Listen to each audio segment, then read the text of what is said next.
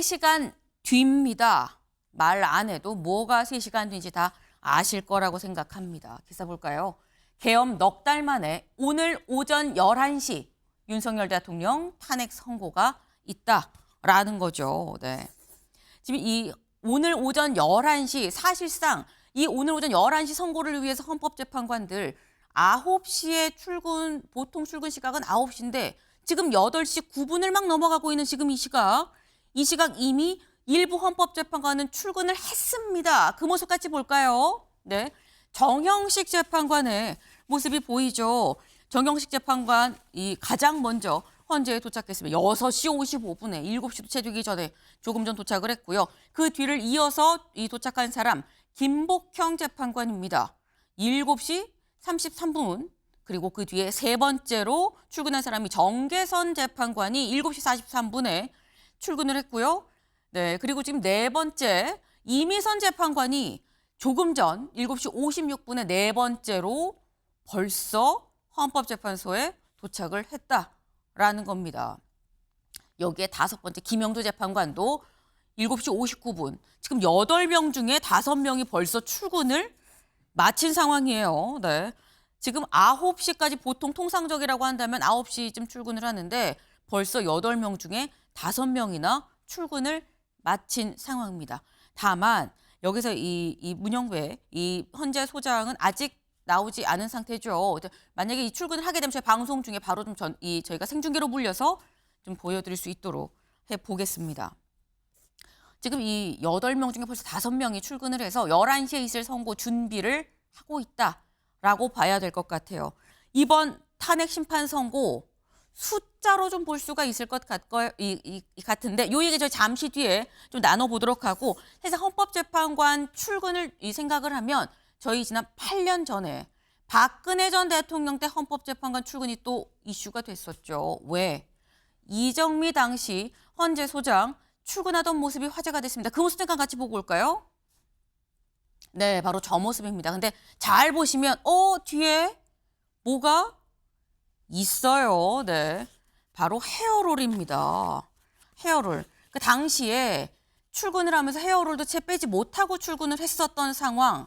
그 이정미 헌재 소장이 이후에 다른 강연에서 그렇게 얘기를 했어요. 정말 너무너무 시간이 없었다. 오죽하면 내가 집에서 머리를 다 잘랐다라는 얘기를 하기도 했어요. 내가 그때 헤어롤을 하고 나온 것도 헤어롤을 채 뺄 시간도 없었다. 그렇게는 우린 바쁘게 평일을 하고 선고 준비를 했어야 했다라고 얘기를 했는데 이렇게 지금 출근한 이 재판관들 뭘 하냐. 국민일보 같이 볼까요? 네, 국민일보 같이 보겠습니다. 이게 출근한 재판관들 이 결정문을 최종 점검을 해야 되는 시간입니다. 네, 볼까요? 직전까지 결정문 점검, 무게감 반영해서 주문 최대 가장 마지막에 있지 않겠느냐라는 건데 요 직전까지 오전 11시 선고하기 직전 시간까지 계속해서 이 결정문을 점검하지 않겠느냐라는 거예요. 관건은 요겁니다. 소수 의견이 결정문에 어떻게 담기겠느냐라는 건데 이경민 변호사님. 사실상 우리가 아는 거는 이미 3일 전에 다 결론은 났다라고 했었거든요. 그런데 오늘 굳이 이렇게나 헌법재판관들이 일찍 출근을 했다라는 건 손볼 때가 맞나? 라는 생각이 들기도 해요. 근데 이제 손볼 때가 뭐 많다라고까지 표현하기는 좀 그렇고 네. 결정문을 어쨌든 이제 판결을 했을 때 다수 의견이 정해지면 그때 이후로 이 정형식 주심 재판관이 이제 결정문에 초안을 작성을 하게 됩니다. 네. 초안을 작성을 하고 나면 그 이후에도 이제 그 재판관들이 평의를 하면서 이 문구 중에 그러니까 결론으로 가는 근거 내용에 있어서는 또 수정을 하는 부분들이 좀 생길 수가 있거든요. 그래서 오늘 같은 경우도 아마 오전에는 평의를 할 것 같고 그 과정에서도 마지막으로 이게 어쨌든 뭐 역사에 남을 이제 결정문이기 때문에 이런 부분에 완전 무결성을 좀 가하기 위해서 조금 뭐 수정을 할 가능성도 있다 이렇게 보여집니다. 그러니까 지금 이미 3일 전에 뭐 결론은 내렸다고 하긴 했지만 거기에 대해서 완전성을 더 기하기 위해서 다시 한번 쭉 훑어보는 과정이 좀 필요하지 않겠느냐라는 말씀을 하셨어요. 오늘 오전 9시 30분, 그러니까 선고하기 1시간 반 전에 마지막으로 다시 한번 재판관들이 모여서 마지막 평의를 또 한다고 합니다. 여기서 나온 얘기가 또 뭐 더 추가가 될 수도 혹은 기존에 있었던 게 좀 빠질 수도 있겠다라는 생각이 좀 드네요. 지금 이 시각 지금 8명 중 5명이 출근하고 3명이 남았는데 3명의 재판관들 출근하는 모습도 저희가 좀 같이 보여드릴 수 있도록 해보겠습니다. 다시 좀 돌아갈까요? 오늘 오전 11시에 윤 대통령의 선고가 있기까지 상당히 많은 시간이 좀 흘렀죠. 계엄 넉 달 만입니다. 숫자로 좀 볼까요? 네, 이겁니다. 숫자로 본 윤석열 대통령의 탄핵 심판 선고입니다. 1. 자신의 탄핵 심판에 출석한 헌정사 첫 번째 대통령이었다. 주 2회 집중 심리를 했고 헌정사 3번째 대통령 탄핵 심판이었다. 그리고 첫 번째 변론기일이 4분 만에 종료가 됐고 현재 탄핵 사유는 총 5가지이며 첫 변론 준비 기일 때까지는 재판관 수가 6명에서 시작을 했고 그리고 8명이 됐죠. 그리고 실제 윤 대통령도 이 8번의 변론기일 출석을 했습니다. 그 11번 변론기일이 잡혔었고 윤 대통령 67분간 최후 진술을 했으며 111일이 걸려서 탄핵 소추안이 가결돼서 선고까지 소요가 됐고 사실상 이 밑에 123이 더 있어야 합니다. 왜? 비상계엄 선포 123일 만에 12월 3일 비상계엄에 대한 판단이 오늘 나온다라는 거죠. 저희가 짧게 이 길었던 넉 달간의 이 일을 저희가 좀 숫자로 좀 찾아봤는데 이 정말 2시간여밖에 남지 않았습니다. 선고가 진행될 이 헌법재판소 앞에 벌써 며칠 전부터 진공 상태로 만들었다고 하는데 그럼에도 불구하고 사람들이 상당히 많이 모였다고 해요. 지금 현재 앞 분위기가 어떤지 좀 알아보겠습니다. 현장에 나가 있는 노아린 기자 좀 연결합니다. 노아린 기자, 지금 현재 앞 상황 어떻습니까? 네, 헌법재판소 앞에 나와 있습니다. 이곳은 차량 통행이 금지되고 현재 직원과 경찰 외에는 시민 출입이 금지되면서 적막한 분위기가 감돌고 있는데요. 경찰은 현재 이곳을 차량 200여 대와 방어벽 등으로 외부와 전면 차단한 150m 진공구역으로 만들었습니다. 오늘 0시부터는 전국의 경찰력을 100% 동원할 수 있는 비상근무 체제인 가포 비상을 발령했습니다. 현재 인근에는 경찰 특공대 30여 명과 210개 기동대 14,000여 명이 배치돼 테러 등 혹시 모를 상황에 대비하고 있는데요. 탄핵 찬성 측은 집회가 금지된 차벽 너머 안국역 앞에서 밤샘 철야 농성을 이어가며 11시부터는 선고 생중계를 함께 시청할 예정입니다. 이들은 탄핵이 인용될 경우 광화문 앞까지 행진하고 기각되거나 각하되면 오늘 밤까지 집회를 이어가겠다고 밝혔는데요. 안국역 집회와 별도로 오전 10시부터는 한남동 관저 앞에서도 찬성 측 집회가 열립니다. 경찰은 인사동 일대에 완충구역을 설정하고 탄핵 찬반 집회 참가자들 사이에 물리적 충돌이 일어나지 않도록 대비한다는 방침인데요. 시민 안전을 위해 지하철 3호선 안국역은 무정차 통과함과 함께 역사도 전면 폐쇄되고 시내버스 150개 노선도 현재 일대를 우회합니다. 지금까지 헌법재판소 앞에서 MBN 뉴스 노하린입니다.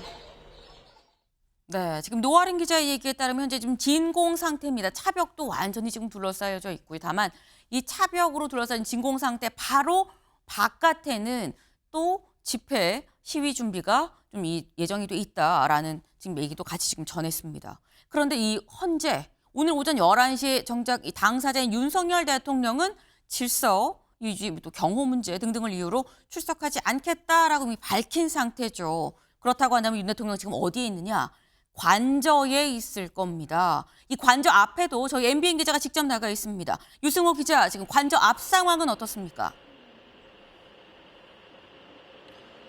네, 저는 지금 서울 한남동 대통령 관저 앞에 나와 있습니다. 약 2시간 뒤 이곳에서 열릴 집회에 참석하고자 모이는 시민들의 발길이 꾸준히 이어지는 가운데 현장 곳곳에 설치된 스피커 소리도 점차 커지고 있는데요. 잠시 후 오전 10시부터 경찰 통제구역을 중심으로 한편에서는 대통령 탄핵 반대 집회를, 다른 한편에서는 탄핵 찬성 집회를 앞두고 있습니다. 앞서 어젯밤 10시부터 서울 광화문 일대에서 탄핵 반대 집회가 밤새 이어졌습니다. 참가자들은 헌법재판소가 윤석열 대통령 탄핵 심판 선고에서 기각 또는 각하를 해야 한다고 한 목소리를 냈습니다. 이곳에 모인 윤 대통령 지지자들은 잠시 후 오전 10시 집회에 이어 헌법재판소의 탄핵 심판 선고를 생중계로 함께 시청할 예정입니다. 같은 시각 탄핵 찬성 집회 역시 이곳에서 열리는 만큼 현장의 긴장감은 한층 고조될 전망입니다. 경찰은 한남동 관저 일대에 5만여 명의 시민이 모일 것으로 보고 기동대를 투입하는 등 현장 충돌에 대비하고 있습니다. 대통령 경호처 역시 관저 상황에 여러 변수를 고려해 비상근무 체제에 들어간 것으로 알려졌습니다. 지금까지 서울 한남동 대통령 관저 앞에서 MBN 뉴스 유승호입니다. 네, 유승호 기자 뒤로도 차벽이 빼곡하게 지금 이 정차되어 있는 모습을 보실 수 있었습니다. 지금 현재 관저 앞도, 헌법재판소 앞도 상당한 좀 긴장감이 살짝 좀 감돌고 있는 그런 상태다라고 말씀을 드릴 수 있을 것 같아요. 오늘 이제 오전 11시에 이런 이 시나리오 중에 하나가 선고가 될 거다라는 거죠. 보겠습니다. 일단 뭐 8대 0으로 만장일치 결과가 나올 수가 있다. 만장일치로 뭐 인용이 될 수도 있고 아니면 인용이라고 해도 7대 1, 6대 2 인용일 수도 있고요. 아니면 각하가 5명 이상이 나온다고 하면 8명 중에 5명 이상이면 과반으로 해서 각하가 될 수도 있습니다. 아니면 이 밖에 이 세 가지를 제외한 나머지 사례는 모두 기각이다라는 거예요. 윤영걸 대표님. 어떻게 예상하십니까? 글쎄요, 뭐 지금 예측하면은 바로 몇 시간 후면 맞는지 틀린지가 나올 것 같고 네. 지금 뭐 확률은 정확히 50%죠. 뭐 각하냐 기각이냐 아니면은 인용이냐 네. 뭐둘 중에 하나인데 거의 뭐 헌법재판소에서는 이제 입을 딱 닫고 있잖아요. 그래서 거의 뭐 예의가 안 나오고 있고 다만 이제 많은 예측들 뭐 아침에 신문도 있고 네. 여러 가지 하는데 희망 회로를 돌리는 예측이 많아요.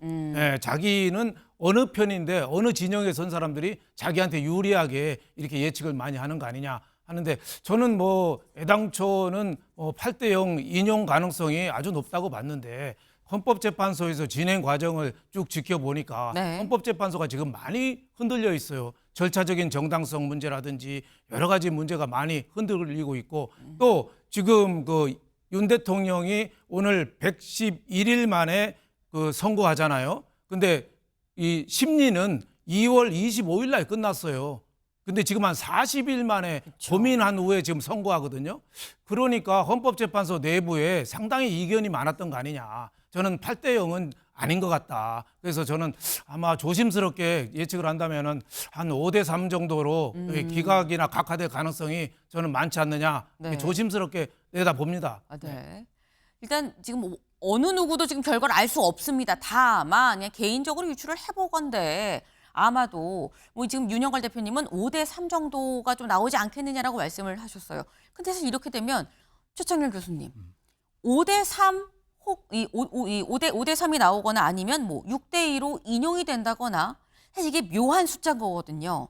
6명이 인용이 되면은 이건 무조건 이 6명이 이상의 인용 의견을 내면 즉각 좀 파면이 결정되는 거기 때문에 6대 2에서 한 명만 넘어가도 기각인 거고 5대 3에서 한 명만 넘어가면 인용인 건데 6대 2, 5대 3의 결과가 나온다고 한다면 그 결과가 기각이든 인용이든 좀 선고가 난 다음에도 좀 분란이 있는 거 아니야라는 얘기가 있습니다. 어떻게 보십니까? 근데 어차피 만장일치 인용이 나와도 네. 탄핵 반대했던 분들의 분란이 있긴 있을 거예요. 그래서 저는 6대 2 그리고 5대 3이라고 해서 분란이 네. 더 조금 더 심해질 수는 있겠죠.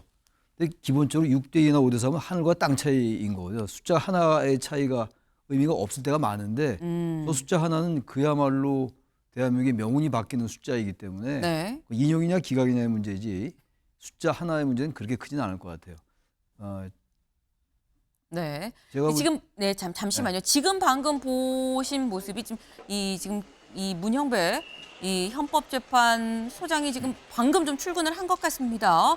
이렇게 되면 8명 중에 지금 6명이 지금 출근을 했다라고 볼 수 있을 것 같아요. 지금 속속 출근해서 지금 이 판결문을 보는 중이다, 결정문을 보는 중이다라고 좀 봐야 될 것 같은데 최 교수님 죄송합니다. 이어서 하시죠. 그래서 어쨌든 이제 인용이냐 이제 기각 각하냐가 중요한 건데 네. 저는 뭐 초질관 8대 0 인용이 될 거다라고 이제 말씀을 드려왔고 네.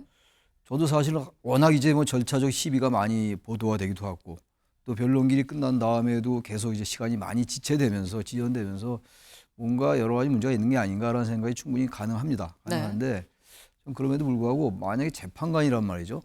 대한민국 그래도 최고 수준의 판사들 아니었겠어요? 그렇다면 이분들이 보수, 진보, 중도의 성향을 떠나서 지금 이제 탄핵 사유로 제기된 5가지 쟁점이 있잖아요. 네. 그런 쟁점 중에서 기각이 되려면은 모두가 어쨌든 중대하지 않아야 돼요. 일단 5개가 다 헌법 위반이고 법률 위반이라 하더라도 하나같이 전부 100% 중대하지 않아야 되는 거거든요. 그래야 기각을 내는 거 아닙니까? 하나라도 중대하면 그거는 인용이 되는 거란 말이죠. 그래서 전 8대 0이라고 보는 것이고 또 하나 각하가 되기 어렵다고 보는 게 네. 내란죄 철회 부분을 계속 얘기하고 있잖아요. 이게 그래서 독립성의 원칙이 어긋난다라고 주장을 해왔어요. 대통령 측에서. 지난 박근혜 전 대통령 탄핵 때도 뇌물죄가 빠졌었어요. 네. 그 뇌물죄를 처리한 것도 그 당시 탄핵소추인 단장이었던 권선동 지금 국민의힘 원내대표였고 이건 전혀 문제가 안 된다고 이미 얘기가 됐다고요. 또 하나 피의자의 그 조서 채택한 거 그것도 사실 헌재법에 의해서 헌법재판소에 관련된 한도 내에서 해야 되는 것이라고 나와 있기 때문에 이것도 재판관들이 볼 때 결정적인 절차적 하자로 보지 않을 가능성이 높다. 저는 그래서 각하도 어려운 상황이고 기각도 어렵다라고 보는데 뭐죠? 뭐 재판관들이 또 다른 생각할지 모르겠으나 저는 그런 관점 때문에 여전히 전원일치의 그 인용 가능성이 높지 않을까라고 봅니다만 아까 말씀처럼 그야말로 2시간 후에 나오는 거라서 네. 제가 이 말씀드린 게 뭐가 의미가 있겠습니까 지금? 네. 네. 모두에 다 예측뿐인 거죠. 이제 저희 조금 전에 지금 들어온 소식입니다만 헌법재판관 8명이 다 이미 출근이 완료가 된 상태라고 합니다. 저희 뭐 취재진 직접적으로 확인하지 못한 뭐 조한창 이 재판관 등등을 비롯해서 이미 다 들어갔다. 8명이 다 벌써 8시 30분이 채 되기 전이 지금 8시 25분이 조금 넘어가고 있는 시각이거든요. 벌써 다 출근을 완료하고 이제 결정문을 볼 준비를 하고 있다라는 거죠. 9시 30분에 마지막 평의가 진행이라고 하는데 다들 1시간이나 더 일찍 나왔다라는 거예요. 네. 지금 헌법재판관들은 어떤 생각을 하고 있겠느냐라는 건데 아까 얘기 잠깐 나왔죠. 관건은 지금 현재 5개의 쟁점이 있다. 5개의 쟁점. 대체 그게 뭔지 좀 같이 보겠습니다. 이거죠. 5개 쟁점 중에 단 하나라도 중대한 위헌, 위법이 인정되면 파면이다. 그럼 5개가 뭐냐? 보겠습니다. 국무회의 미비 등 비상계엄의 절차적 하자가 있는지 없는지, 국회에 군경이 투입된 거, 그러니까 국회의 어떤 활동을 방해하려고 한 것인지 아닌지, 위헌 위법적 포고령을 발동을 하는데 관련해서 여기에 문제는 없는 건지, 그리고 선관위 활동을 방해하는 장악하려는 시도가 있었는지, 정치인 법조계 이 인사에 대한 어떤 체포 지시가 있었는지 한 5개 정도가 오늘 나올 주요 쟁점들이다라는 거예요. 근데 여기에 대해서 윤석열 대통령 이 실제 본인이 지금 8번이나 변론기일에 출석을 했죠. 나와서 이렇게 얘기를 했었습니다. 잠깐 들어보고 오실까요? 실현 가능성, 집행 가능성이 없는데 상징성이 있으니까 놔둡시다 이렇게 얘기를 한 거로 기억이 되고 또 그 왜 전공이 이걸 제가 왜 집어넣냐 어떤 계고한다는 측면에서 그냥 뒀습니다 해서 저도 웃으면서 그냥 놔뒀는데 그 상황은 기억하고 계십니까? 기억합니다. 지금 말씀하시니까 기억납니다. 의원이 아니라 요원을 그죠? 요원을 빼내라고 한 것을 김병주 국회의원이 의원들 빼내라는 것을 통과시킨 것이죠. 네, 그렇습니다. 본인께서는 이진우 수방사령관, 곽종건 특전사령관에게 계엄 선포 후 계엄 해제 결의를 위해 국회에 모인 국회의원들을 끌어내라고 지시한 적이 있으십니까? 없습니다. 네. 네, 저희가 일부 몇 개의 이 목소리만 좀 들려드리긴 했습니다만 지금 이 윤석열 대통령 쪽에서는 지금 저희가 지금 들려드린 그 얘기를 쭉 좀 기각이나 그래서 각하가 돼야 된다라고 지금 얘기를 하고 있어요. 근데 이경민 변호사님, 사실 이 윤 대통령 측의 이런 주장을 헌재가 얼마나 받아들이냐 여부가 사실 오늘 선고의 관건이라고 볼 수 있는 건데 헌재는 이런 주장 얼마나 받아들일 거라고 보십니까?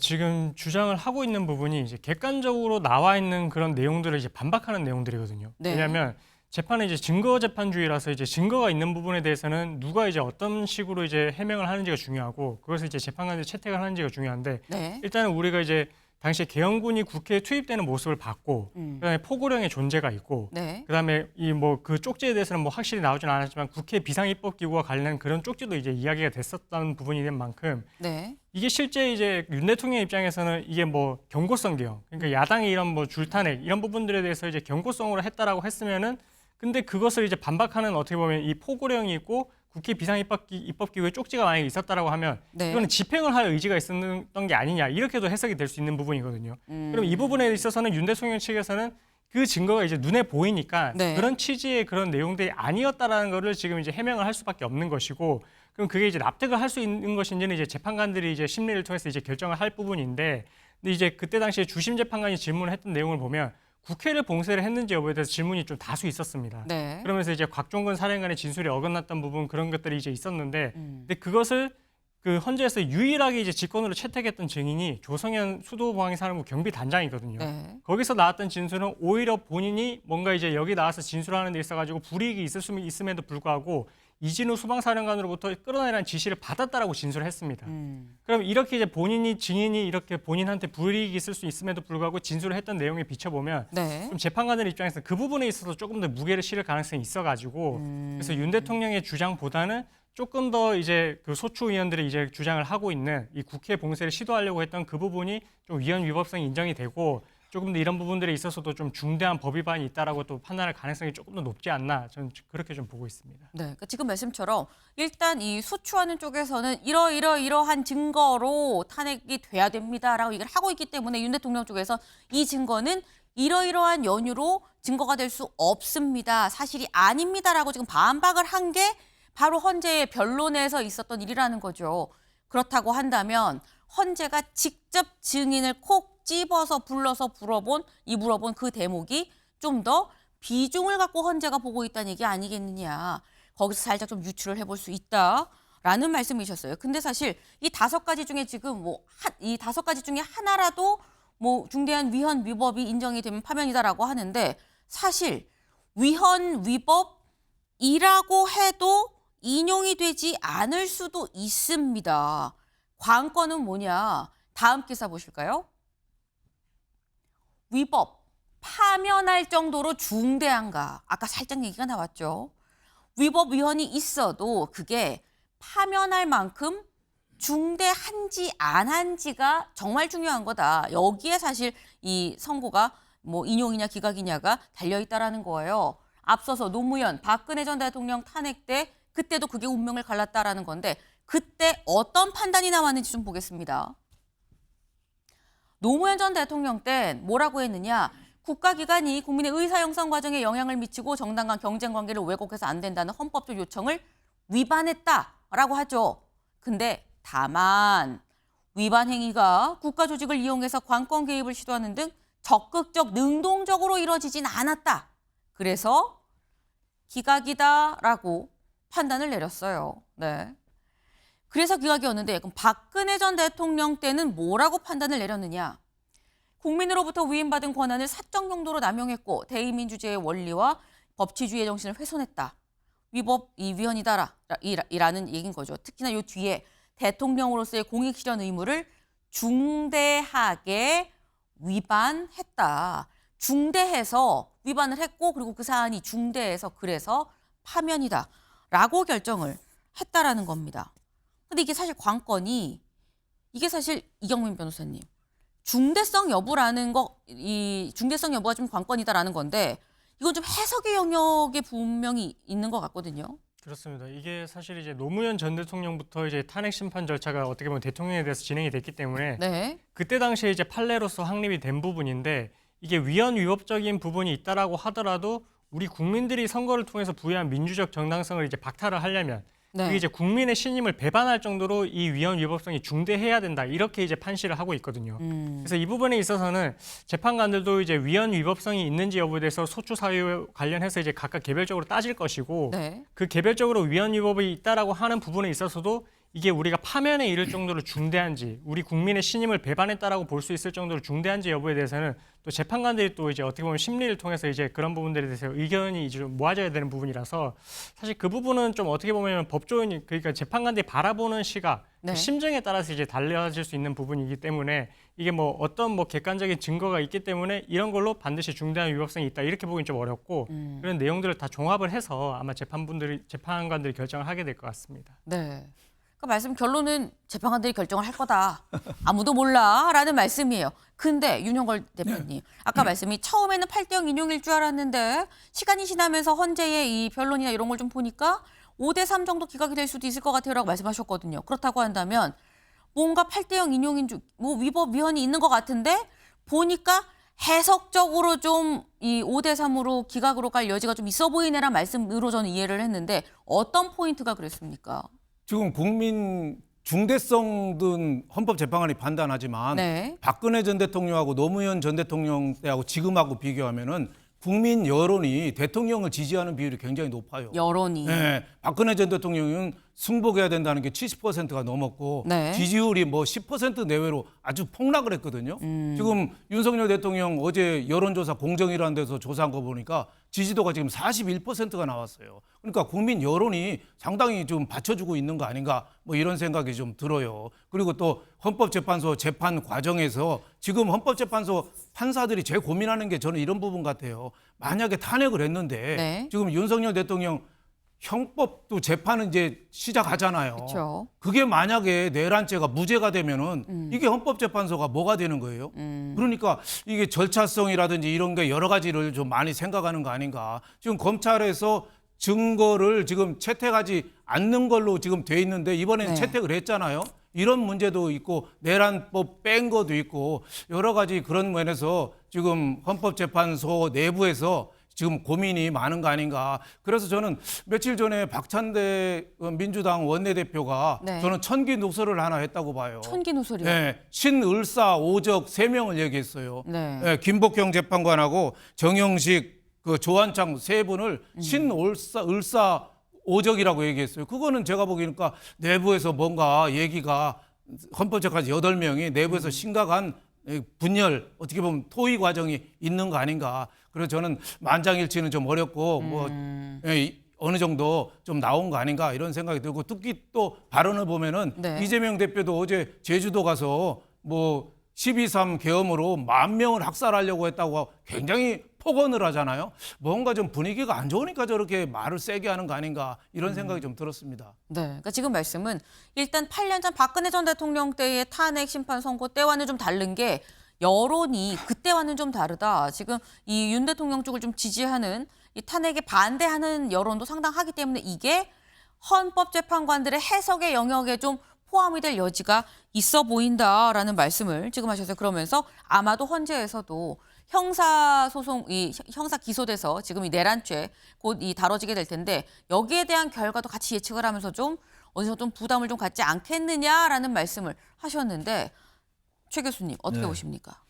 정치적인 이유를 상당히 많이 말씀하셨는데 네. 헌재가 이제 헌법 법률적인 측면과 뭐 정치적인 여러 가지 고려를 한다고 얘기들을 하죠. 네. 헌법이라는 게 원래 국민들의 정치적 결단이에요. 근데 지금 정치적인 이유로 해가지고 지금 이 기각각하를 한다면 그러면 정치적으로 말이죠.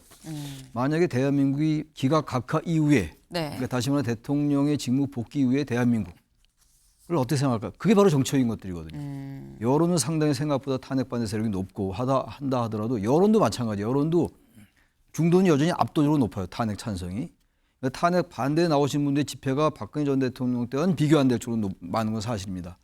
그럼에도 불구하고 제가 아까 잠깐 말씀드린 것처럼 이 5가지 사유들 비상계엄 선포, 계엄 포고령 1호 등등 이런 것들은 제가 아무리 봐도 정말 법을 전공한 사람이라면 그 법이라는 게 도덕의 최소한입니다. 네. 옐리네크가 말하는 유명한 법원인데 또 법은 상식에 기초하는 겁니다. 근데 이러한 부분들 군을 국회에다 투입해서 국회의 의결을 방해하려 했던 게 가장 결정적인 거라고 저는 보거든요. 그래서 거기에 가장 많은 질문이 집중이 됐어요. 아까 우리 이 변호사 말씀처럼. 네. 그렇다면 이 재판관이 이 부분을 상당히 중대하게 보고 있는 게 아닌가라는 생각이 들어서 여러 가지 얘기하면 한두 끝도 없어요. 워낙 많으니까 5시간 내내 얘기할 수도 있는데 네. 저는 자제해 이거는 주세요. 네, 네. 그런 면에서 볼 때 이 부분은 대단히 중대하게 판단할 가능성이 있다. 그리고 절차적 시비라는 거, 절차적 쟁점 문제 같은 경우도 충분히 그건 재판관들이 이건 절차적 문제가 없다고 판단할 가능성이 높은 것 같고, 만약에 각하 의견이 한두 분 있다 하더라도 2명이 넘지 않을 것 같아요. 그 6대2가 되면 제가 뭐 예측한 8대0은 안 되더라도 네. 인용이라는 큰 대세엔 지장이 없지 않을까라고 보는 게 저의 판단 근거입니다. 네. 네. 그러니까 지금 말씀은 정치적인 고려를 헌법재판관들이 할 거라고 얘기를 하지만 정치적인 고려를 할 사안 어느 정도 한다면 할 수 있어도 그게 근간을 흔들 만큼 그렇진 않다. 내가 볼 때는 인용이다라고 말씀을 또 하셨어요. 네. 지금 많은 얘기들 저마다 다 지금 생각이 좀 다 다른 상황인 거죠. 이 생각들이 결국 잠시 뒤에 오전 11시에 실제 헌법재판소의 생각이 무엇인지가 극명하게 딱 선고가 될 거다라는 겁니다. 네. 이 관건은 사실 당사자는 윤석열 대통령이죠. 윤 대통령. 다음 키워드로 윤 대통령의 생각을 좀 알아볼까요?